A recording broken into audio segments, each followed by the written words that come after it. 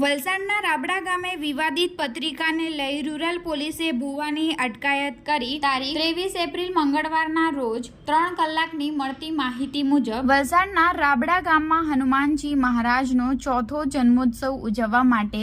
એક પેમ્પલેટ આયોજક દ્વારા છપાવવામાં આવ્યું હતું,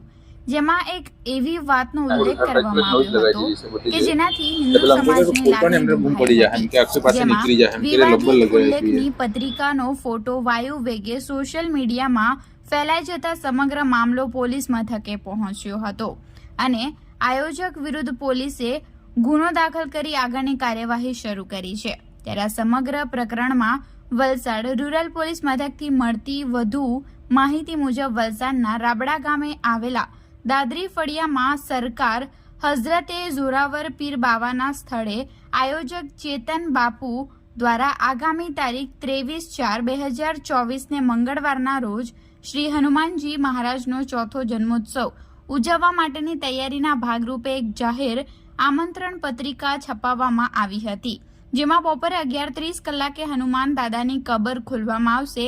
ત્યારબાદ દર્શનનો લાભ લઈ શકશો। આ વિવાદિત ઉલ્લેખથી હિન્દુ સમાજના લોકોની ધાર્મિક લાગણી દુભાઈ હતી અને આયોજકો વિરુદ્ધ વલસાડ રૂરલ પોલીસે ગુનો દાખલ કરી આગળની કાર્યવાહી શરૂ કરી છે।